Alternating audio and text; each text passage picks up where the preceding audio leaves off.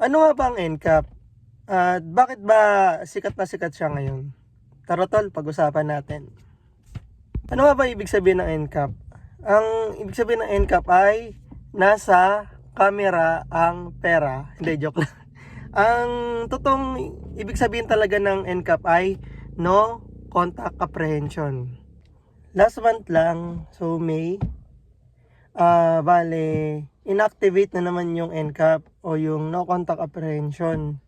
So, magi-start na naman silang manghuli ng mga violators na kung saan gamit ang camera, kung ano man yung nagawa mong violation, may kaukulan nyo na penalty. So, kapag lumabag ka, ang tendency nun ay magkakaroon ka ng record sa kanila, and then that's the time na padadalan ka ng notice. So, doon mo malalaman kapag meron kang violation.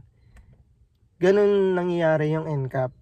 Ang problema kasi sa policy na to ay marami pa rin sa atin talaga na hindi aware na tumatakbo na yung NCAP ngayon. And karamihan sa mga kababayan natin ay wala pa ring knowledge patungkol dito. Kaya madami pa rin talaga ang magbabiolate kasi hindi nila alam na may ganito ng policy. Bilang driver, dapat updated tayo sa mga ganitong klase ng balita or policy na pinatutupad ng government, dahil kapag hindi, mangyari ay magkakaroon tayo ng mga violation. Kaya dapat updated tayo sa mga latest na mga news na pinapatupad ng government para hindi tayo mapag-iwanan. Kaya sa mga nakakaintindi na talaga kung ano yung NCAP,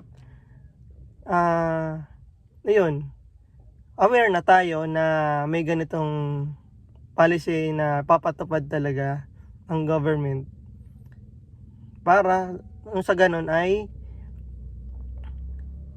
makaiwas tayo sa mga violation, dahil malaki rin yung mga penalties na pinapataw dito eh. Kaya dapat wag tayong lumabag sa mga rules na yun.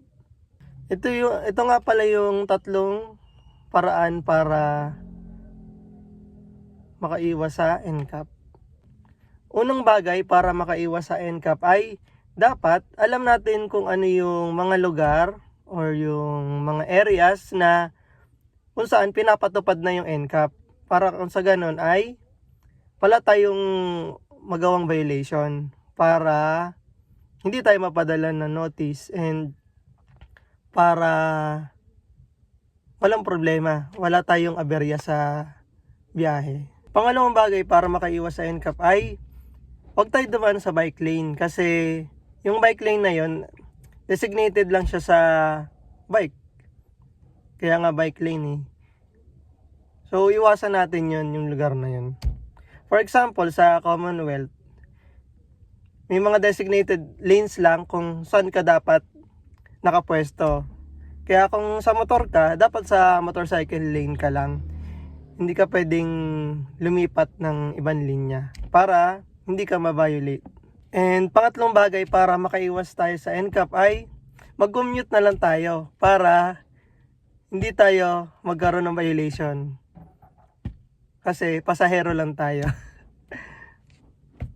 Para pwede tayong matulog sa biyahe and pwede tayong mag-chill lang. Wala tayong intindihin ng mga violation na ganyan.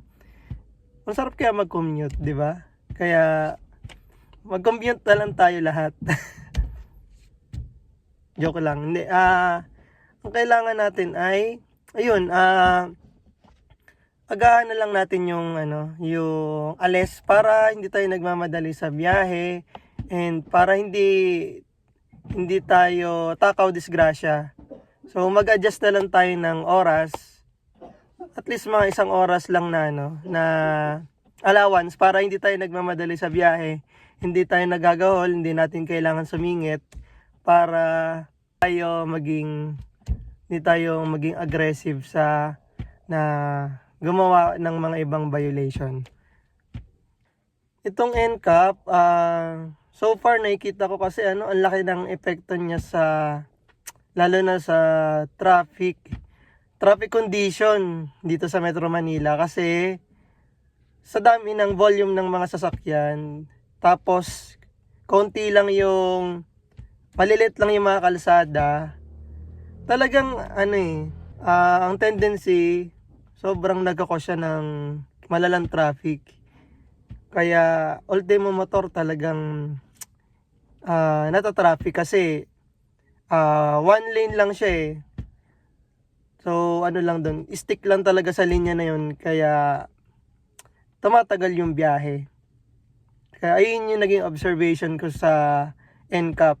So maganda naman siya kasi nga mababawasan yung mga pasaway sa daan, kasi nga bantay sarado ng nakamonitor yung camera. Kaya lang, on the other side naman, sobrang nagiging cause naman siya ng malalang traffic. Kaya talagang tumatagal yung biyahe. Ganun yung nagiging epekto nung policy na to. Bilang driver, wala tayong ibang kailangan gawin kundi sumunod talaga sa batas. Kasi batas yan eh, kailangan dapat sinusunod siya para hindi tayo magka-problema. Bilang citizen and bilang driver, kailangan sumunod tayo sa mga batas trapiko na pinapatupad ng government para hindi tayo magka-problema. And responsibility natin yun. Kaya dapat maging responsible driver tayo. By the way mga tol, ito nga pala yung pinibenta kong t-shirt. Ito, Basta Driver, Great Follower t-shirt. Sa mga gustong umorder nito, message nyo lang ako. Yan. Kung nagustuhan mo yung mga ganitong klase ng videos, pakipindot lang yung like. Tapos, comment ka na rin kung ano yung mga insights mo about sa mga content na ganito. And, subscribe ka na rin sa YouTube channel natin para lagi kang updated sa mga latest videos. So, ako nga pala si Tol Richard na nagsasabing, ingat ka lang lagi sa biyahe tol. And, bye-bye!